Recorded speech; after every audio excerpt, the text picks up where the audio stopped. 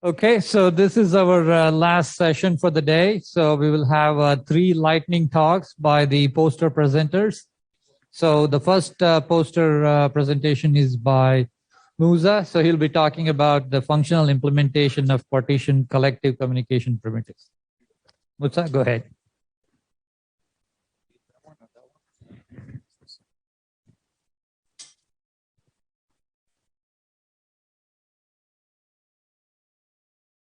All right. Hi, everyone. My name is Muzaker Amanjalov. The topic of this presentation is functional implementation of partition collective communication primitives. And let's first talk about the.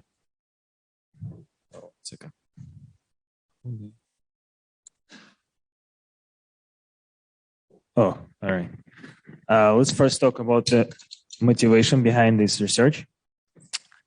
A few partition communication routines were recently added to the MPI standard version 4.0.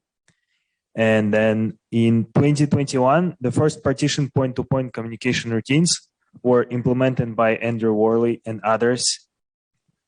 And then a paper followed by Dr. Holmes and Dr. Schelm, partition collective communication, which proposes semantics for the partition collective communication routines.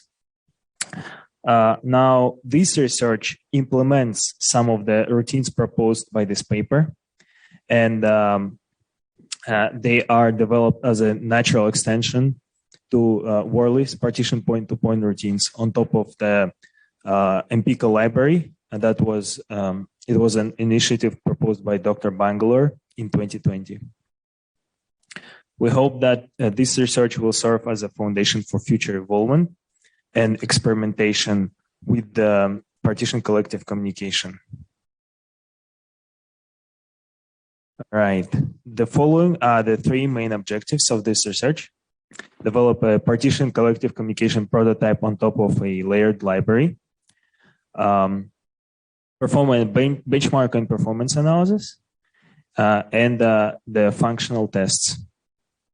A quick note here: the main concern of this research is feasibility of implementation of partition collective communication. And even though performance is not the main concern of the implementation, it was considered during this development. In this work, we're focusing on the following 4 routines: all reduce, all-to-all V, gather V, and scatter V, because they're generalized versions of the collective communication routines, and almost all other routines can be derived from these 4 functions.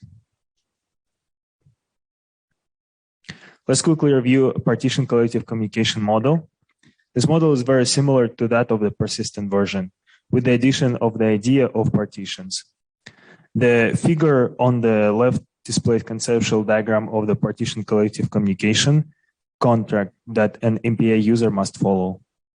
Right after we invoke an MPI start, each process enters a thread level parallel region, marks all the departing partitions as ready, and begins testing all the arriving partitions for arrival. On the right-hand side, you will see a pseudocode of the contract.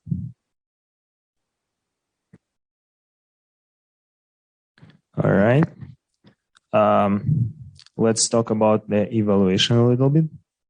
We manipulated the following 3 dimensions: message size, a number of processes or nodes, and the number of partitions per message. We performed a lot of functionality tests with varying parameters to make sure the implementation works as expected. Then we performed benchmark and performance analysis by running the implemented partition collective routines and comparing their total runtime against the OpenMPI's persistent versions of the routines. Note here that we run all the tests as is, without any applications that would utilize these routines. In many cases, our implementation, to our surprise, performed better than OpenMPI's persistent versions of the routines. I would like to note that we used a simple approach, so-called flat tree approach or linear approach in our implementation.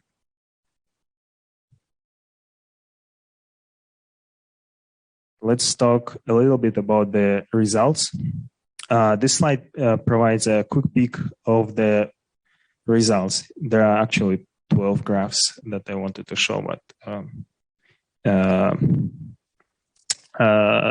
have a little bit of time. So we are keeping the number of nodes and the number of partitions fixed in this slide, while message size is varying. There are some interesting outcomes that came out of this performance analysis. For example, as you can see, partition versions, all-to-all-v, gather-v, and scatter-v, perform better than the persistent versions, while all-reduce performs worse in most cases. We also noticed some runtime spikes like the ones you can see on the top right graph for partition all-to-all-v. After careful analysis, we identified it happens due to partition arrival checks. There are other several interesting things that we found out, but I'm gonna proceed for now. It's a conclusion now. This research shows that the development of partition collective communication is feasible.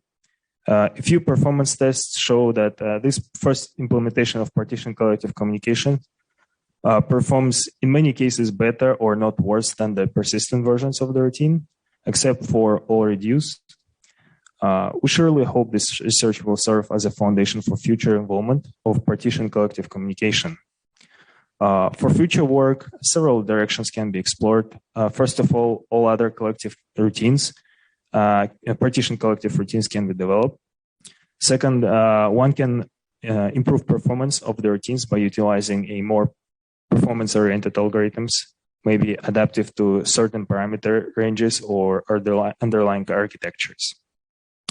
Third, as we mentioned before, MPI p-arrived can potentially be improved to eliminate runtime spikes. And there are other directions that can be explored as well.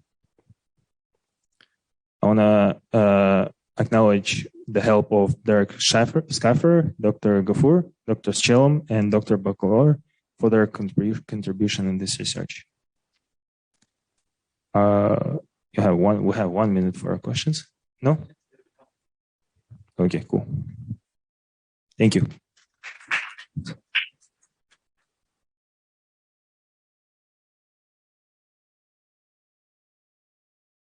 So for the live audience, they will get to ask the poster presenter questions in person, but unfortunately, we don't have a good way of allowing the remote participant to participate in the poster presentation. We will make these posters available online, so you could view this. They are not yet available right now because of the size of the posters, but we will definitely upload them once the conference is over. Okay, with that, let's go to our next presentation. Okay, all right, so the next poster presentation, oops, I didn't mean to do that.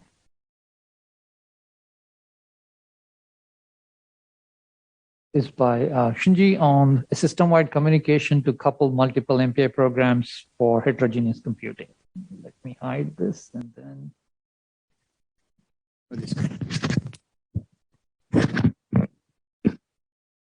Can you hear me? Okay. So today talk about some of system-wide communication to couple multiple MPI program for heterogeneous computing. So today, yesterday Martin talked about dream world for the future for the heterogeneous computing. And today discussing a topic strategy. So however, my talk is kind of different. I talk about some coupling computing. That actually to solve the real issues in the real world, there are so many aspects of simulation needed. So coupling computing is combined to several aspects of the simulation and combined to the single solve issues. So So we think about such and talk about that.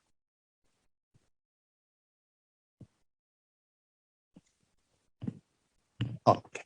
So background, usually was talk about some Martin from. So there are so many limits on next exascale computing. So next flagship computing will be a heterogeneous system that combines different hardware configuration to each target of application area optimized.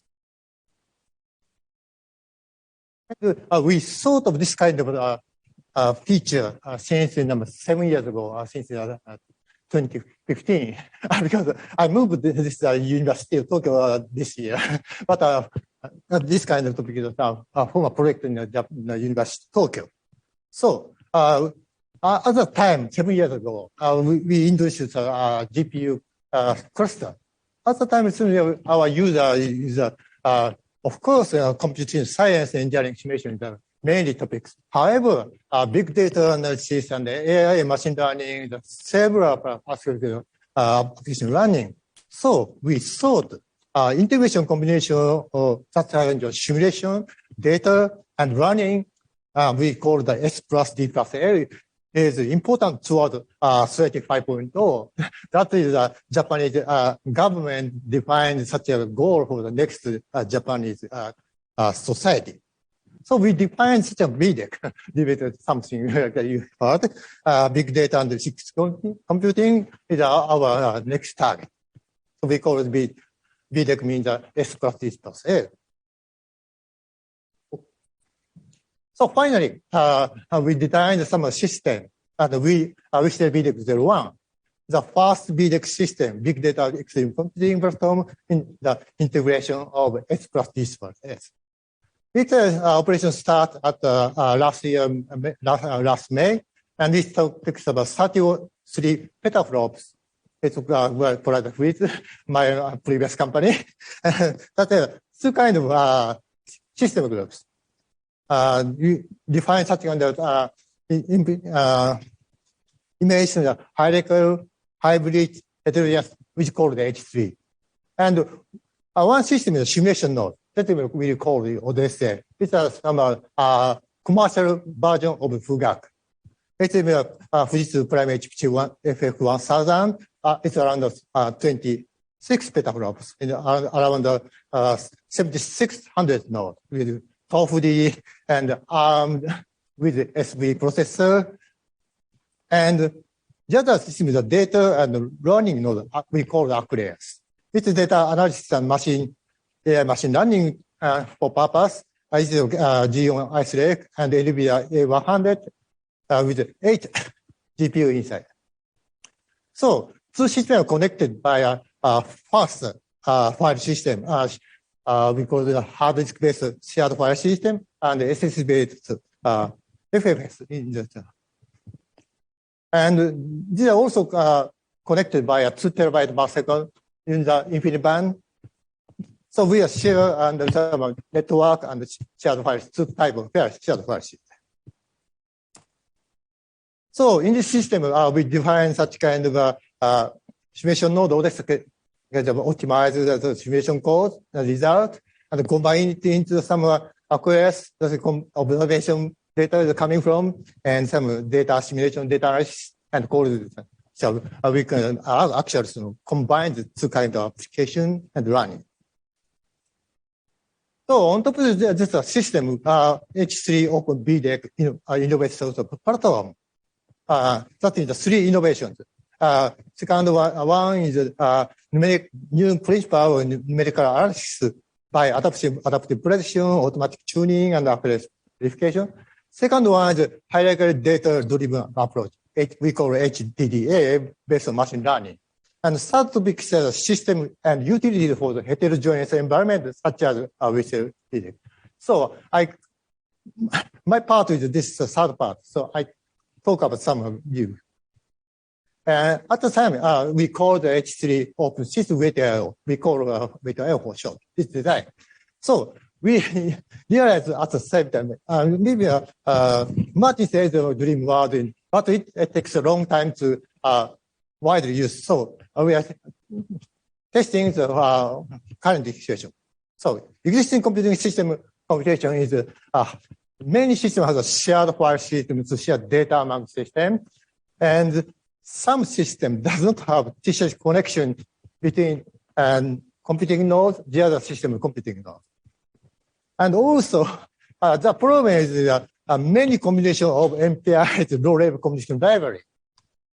So it's difficult to introduce the brand new system software because of something, the vendor support. And some software may conflict together. That's the problem. So the requirement is every time you use the application level or any system. That is the very requirement. In that sense, interoperatively, everything for widely used without installing system level libraries. So with the data in policies, directly use the POSIX socket, the TCP socket, and share the files. That's our design policy. So, I talk about some of API. It's very simple. I send, I record, wait, that's only. But some kind of wait critical web. So in this wait world, we defined a wait instance. And we defined some parallel for each MPI application. For example, in this figure, maybe a parallel work 01 is maybe 32 process. This is number 0, and the other one is 8 processes. And the wait by world. So application user can select the process that combine the wait group. So make a wait group and communicate everywhere. For example, each application rank 0 process combined on top of the data conversion. And every MPI process can include such kind of wait group. That is the programmer. And to such a kind of process, create a group and some machine function. And the implementation has skipped the technical issue. And I talk about some benchmark that we developed with IO for socket and shared file system. And here is with a video communication and connection. So what is say, connection TOFD, and also accuracy in the user infinite directory. So to communicate this thing, we need to communicate through the GIO, the gateway node. This is the TOF and the infinite gateway. And here's a single node communication performance. And here's a message size in byte. Here's a megabyte per second. And this type of this is a way to a socket. And this is high latency but big bandwidth. This is an MPI file. Because the TCP connection is very, very limited, because of FX 1000 highly tuned for highly scalable application for MPI. In that sense, the TCP communication is not good because there are 48 core inside and 2 or 4 assistant core. And TCP processing in the assistant core, that's kind of a bottleneck, not scale. In that sense, using a shared file system faster than maybe using a socket. So where the system performance is Odyssey, is the FX 1000. Here is a much node communication performance using a socket. It takes about up to 2,000 nodes, up to maybe 30,000 process, something like that. So it takes about 200 to 23 gigabytes per second using a single ping-pong bandwidth. And also MPI IO file, it takes about 94 gigabytes per second. It's a peak performance of a file system is 500 gigabytes per second, but not scalable in 100 gigabytes per second. So let's show some of the logical log scale. Here's the MPI socket. It is a low latency, but sometimes and MPI file is a high latency. However, bandwidth is better than in some zone. And VTIO file achieve better than performance around up to 512 nodes. And in the sense, we think of the MPI hybrid. In the maybe a lower message rate in the using a socket and higher maybe message size using some of MPI file. It depends on some of number of processes and number of nodes. So, and using such a weighted IO, just coupler library. It's a high functioning coupling library. Usually it's developed by a Fugak, Fugak in that sense, NICAM is weather forecast, weather climate and climate simulation, and using some Python application using PyTorch, combining it with some MPIs and MPMDs.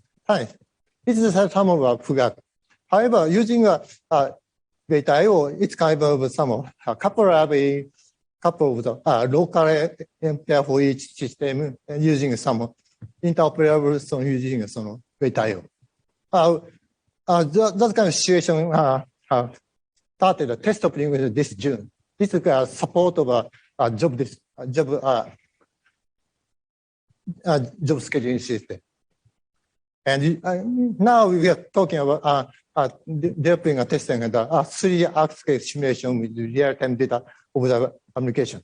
Because Japan has so many aspect sensors everywhere, so we take some using such a sensor data using a JDXNet and gathering data and using simulation data. In that sense, coming observed data and first data line and data assimilation, and then completing all this. Using some question is for example, maybe outside some of maybe 30 seconds, 60 seconds to gathering some wave propagation. So we need such kind of simulation, also data assimilation and calculation, and such visualization. So here is my WaitIO is a high-performance system-wide communication, coupling multiple MP applications among multiple heterogeneous systems, and no extra software needed. And that's all. And we hope such kind of simulation can be realized in the future MPI. Thank you.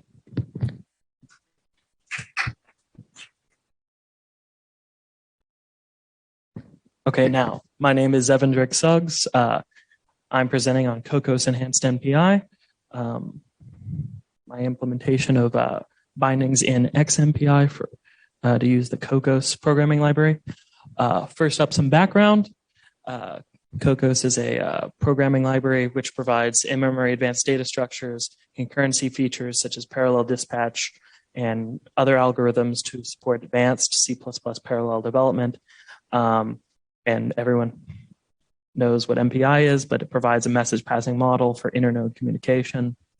The primary feature of COCOS used in this is its view data structure, which controls, it's essentially a variation of an array, but with that added shared memory model.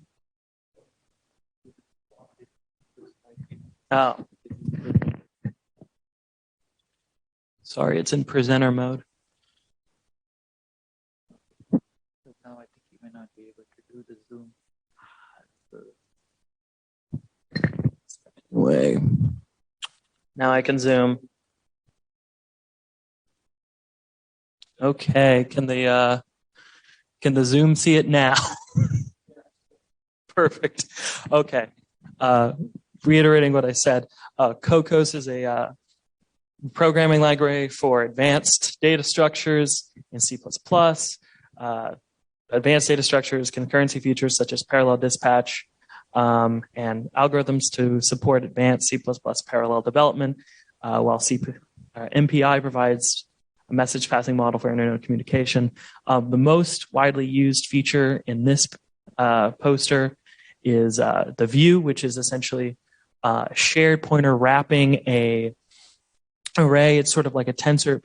The COCOS implementation supports very large, up to 8-dimensional arrays, but also these views are allowed to be in different memory spaces and execution spaces.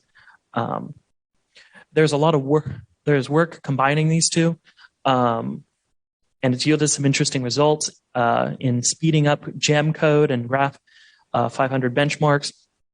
But the problem, of course, is that MPI is a C API, not a C++ API. It cannot natively interact with these. You have to unpack the Cocos views to use them. And what I've done in these papers, I've used the EuroMPI implementation, which is a C++ implementation, and its experimental C++ bindings to actually have views put in as a first class MPI data type that we can actually use. And this mostly provides functionality benefits. It's a lot easier and a lot less error prone if most of that is handled in the implementation.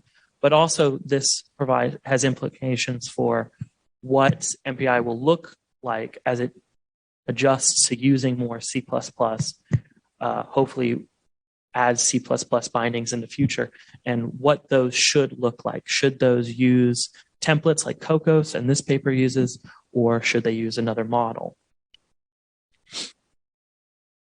And now on to methods. So here. So the underlying method I used was, because the Cocos view is a heavily templated compile time object, I still had to send the underlying view or underlying array it wraps as an MPI payload. So in my results section, I do a ping pong test where I do a simple send receive ping pong. And my code underlying the sends, unwraps the view, sends that over as a payload, and then receives it, and then does the reverse.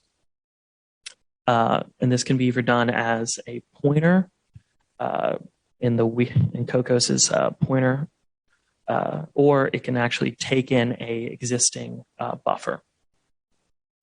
So here, my bindings currently, I have the earliest binding I did, which is getDims, which is to show, which was a proof of concept that I could actually put them together in the same program. An implementation of send, receive, I send, I receive, bcast, and all gather, all that taken instead of a normal buffer like an MPI, actually take in the view, and its underlying data type is shown as the MPI data type parameter. Most of these follow the same basic binding, but they include a template. They include two template parameters, one for the view itself and one for the underlying data type. And in the future, these can differ wildly, including maybe even getting rid of MPI if possible, or the MPI data type. Here are the actual results for my ping pong. The traditional MPI plus Cocos bindings are just that they're using the MPI bindings as if it were C, and manually unwrapping the view outside of the binding. Each of these runs was run 100 times for an increasing number of elements, from 64 to 32,768. They were all, each test was run 100 times with each of these sizes. And they're testing from the entire send side. It's ping pong sending and then waiting for a response, waiting for that to end, and then waiting to receive an altered view on the end. For smaller views, it differs a little more wildly in which is better or not time-wise, but they're relatively similar. And as you get up, it has much more comparable times and a lot of times the new bindings are a little faster. And included here are the standard deviations, which are also competitive. And this was run on a node on the Epic cluster at the Sim Center. for my conclusions, unlike previous programs that used MPI COCOS, these are actually able to implement. These are actually able to use them together without doing the manual unwrapping, which complements the C++ nature of COCOS and XMPI.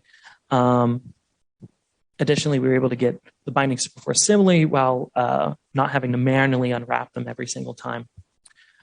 Going forward, this project is going to include more MPI functions. Work's already begun on all-to-all, scatter and gather.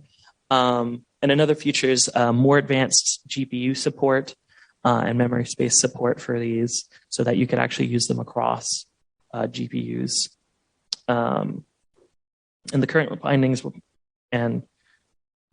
bindings currently follow pretty closely to the C binding standard established for each of these, but in the future these could alter severely.